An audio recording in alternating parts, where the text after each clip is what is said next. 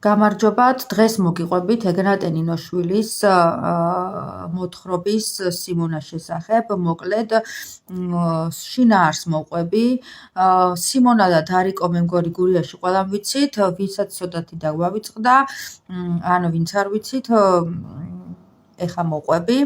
ეს წიგნი არის იმის დასტური, ანუ ეს მოთხრობა არის იმის დასტური, რომ ადამიანები ფირალად არ იბადებოდნენ, არამედ უსამართლობა აქცევდა მათ ფირალებად. გურის ერთ-ერთ სოფელში ცხოვრობდა შეძლებული გლეხი გაბილა, რომელიც არ ეპუებოდა უსამართლობას, ამის გამო ბატონებს არ უყვარდათ გაბილა, ის იყო შეძლებული გლეხი, იყო მშრომელი, ყავდა შვილი, რომელიც ვერ იყო მასავით მოკლედ მარჯვე, ამის გამო ხშირად ჩაგრავდნენ, დასცინოდნენ, აბუჩად იგდებდნენ. შერთავენ მოკლედ ამ მის შვილს მეუღლეს, სახელად ქეთევანს, რომელიც არის ძალიან მარჯვე ქალი. შეეძინებათ შვილები, ერთს მოსტაცებს ყაჩაღები, მეორეს ბატონი მოსტაცებს და გაუყიდის. შემდეგ ეს კაცი იღუპება, ქეთევანი რჩება მარტო, ძალიან მოკლედ მაგრად დაუდგება ქვრივობას, თუმცა ბევრ ჭორს უყრიან, ჭორებს უყრიდნენ მას, როცა ქმარი ყავდა მაშინაც, ეხლა განსაკუთრებით მეზობლები უყრიან ჭორებს, დასცინიან კიდეც, მაგრამ ქეთევანი არ ეპუება, არავის არ არჩეს მოკლედ სიტყვას. და ისე იზამს, რომ ოჯახს დააყენებს მართლაც ფეხზე, ზრდის შვილებს. წამოეზრდება შვილები, უფროსი ბიჭი უკვე თავისითაც ახერხებს შრომას, გიგოია და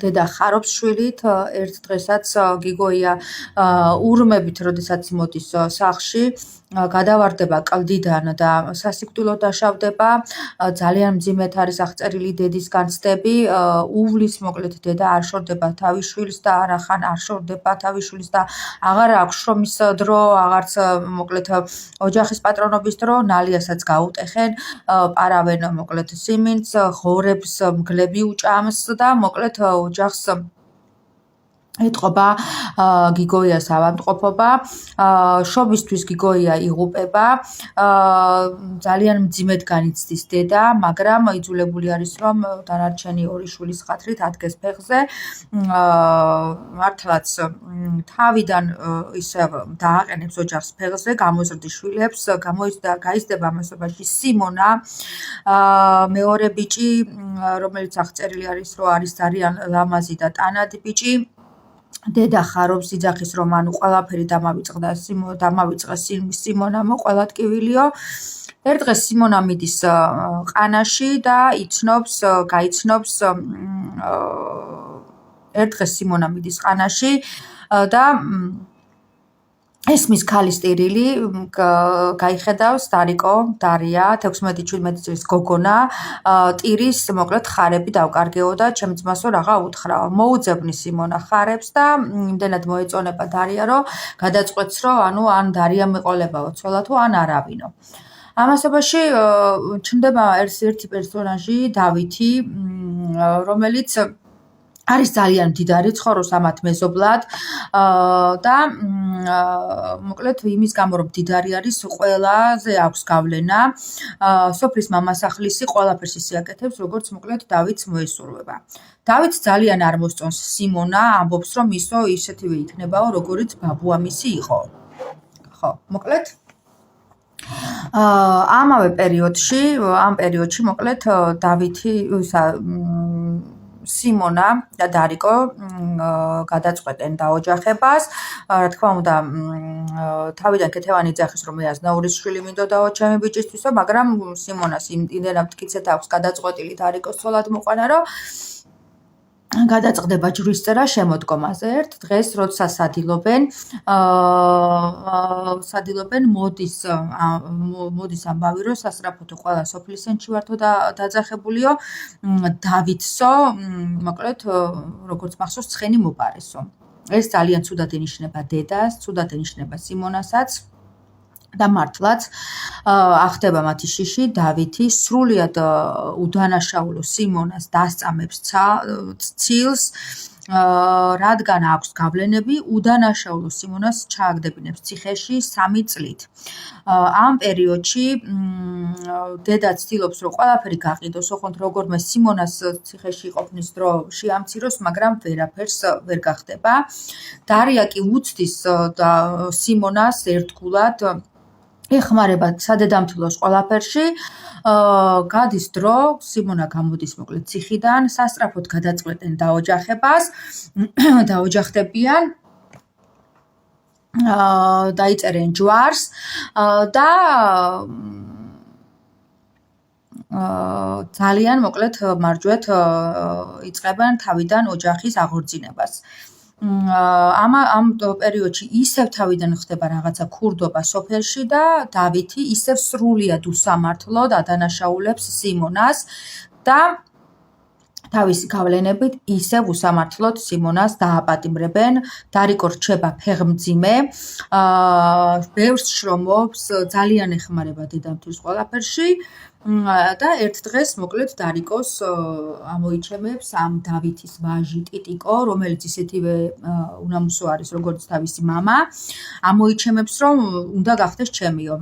ერთი ძმა ლევანი სახელად ცდილობს მის გადარწმუნებას და ეუბნება რომ ჩვენო მისი ქმარიო უდანაშაულო ბიჭიო ორჯელო დავაჭერინეთო და ეხაო კიდევ შენო მის ცოლს ნუ გადაეკიდეო, ანუ სამართალიო თვითონ თუ ვერ ნახავსო, ანუ ღმერთი მაინც დაგვჭისო. მოკლედ ტიტიკოს ღმერთს საერთოდ ადარდებდა და მოკლედ ის იძახის რომ მეო რა თმინდა ამდენი ფულიო თუ ვიღაცაო ღატაკმა გლეხმაო ჩემზე შური იძიაო და ნუ მოკლედ გადაწყვეტს რომ დარია ნებით თუ არა ძალით მაინც დაიმორჩილოს და ღრმად არის დარწმუნებული რომ რახან ბევრი ფული აქვს ყველაფერს იზავს.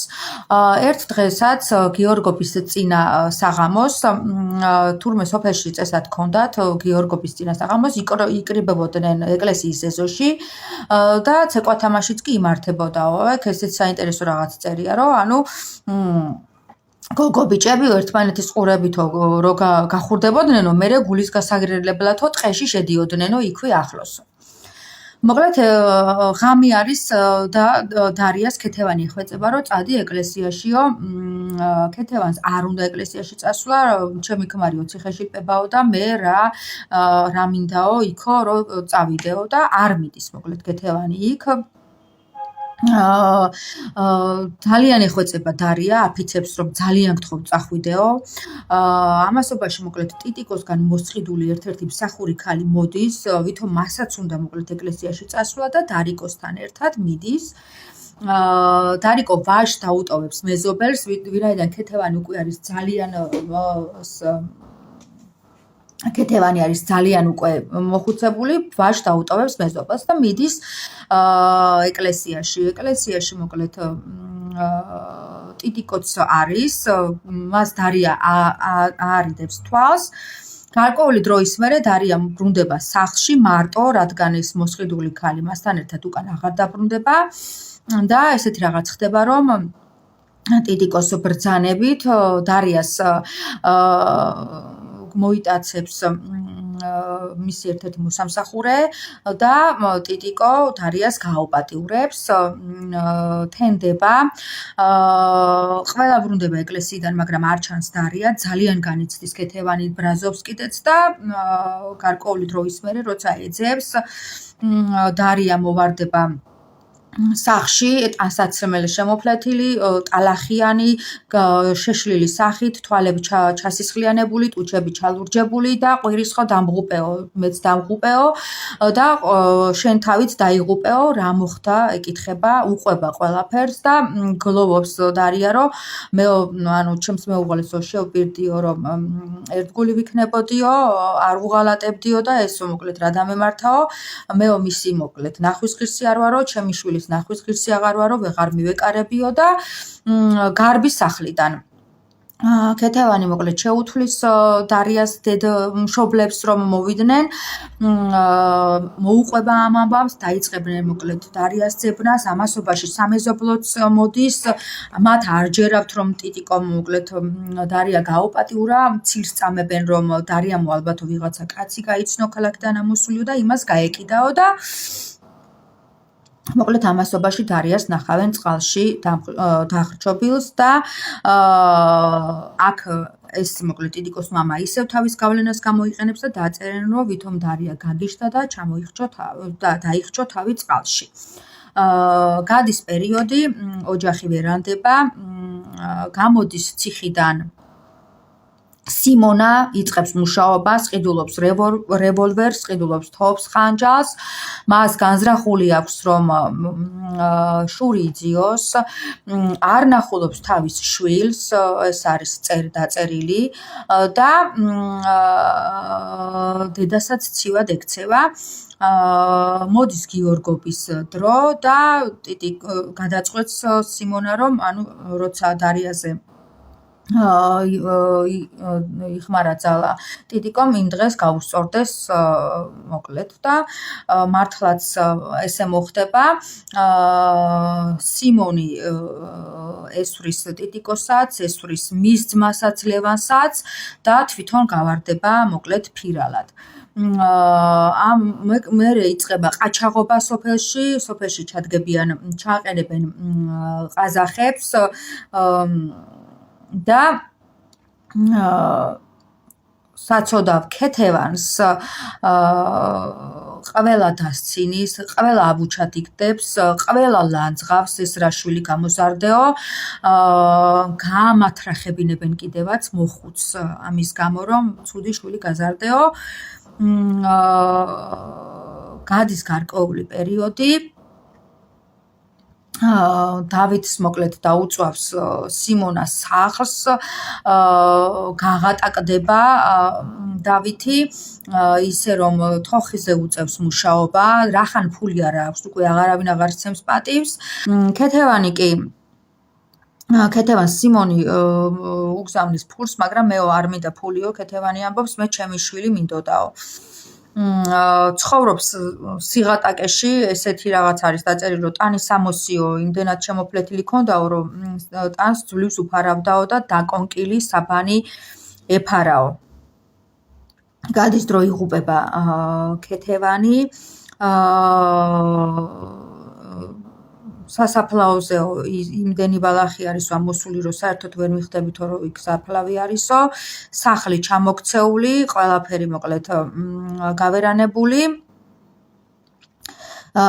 ერთ დღეს კი სოფელში ნახულობენ გვამს, ახალგაზრდა კაცის გვამს, ნაიავერებებით და სისხლით, ეს არის სიმონას გვამი და პრისტავი მოკლედ სიმონას მკვლელობისთვის მიიღებს ჯილდოს, მაგრამ აქ საინტერესო ის არის, რომ სიმონა თურმე დაიღუპა მისი სიკვდილით და ვინაიდან გვამი მოკლედ იპოვეს დაღუპული მოკლედ სიმონასი, მერე მოკლედ ეს უკვე გარდაცვლილი ადამიანი დაჭრეს და ქათმის სისხლი მოასხეს და გამოაცხადეს, რომ თვითონ მოკლეს სიმონა და ამისთვის მიიღეს ჯილდოც კი. და ბოლოს ესეთი რაღაცა წერია, რომ ეს გაბილა სიმონას ბავშვი, რომელიც მოჯამაგირედ ცხოვრობდა, მას ეუბნებიან, რომ მამა შენი მოკვდაო, გაბილას მამა მხოლოდ ერთხელ ყავს ნანახი, როცა ხამე მივიდა მასთან სანახავად და თითქოს არც არაფერი უთქვიათო, ისევ მოკლედ აგრძელებს გაბილა ცხოვრებას. ესე მთავრდება ეს მოთხრობა. ძალიან მძიმე ისტორია არის და რა ვიცი. მაინც მინდოდა რომ შინაარსი მომეყოლა. ცოტა გრძელი ვიდეო გამომივიდა, მაგრამ ამაზე მოკლედ ამის მოყოლა არ შეიძლებოდა. თუ დაინტერესდებით, ლინკს დავდებ პოსტში, სადაც იქნება ყველა სურათი ატვირთული ამ მოთხრობიდან.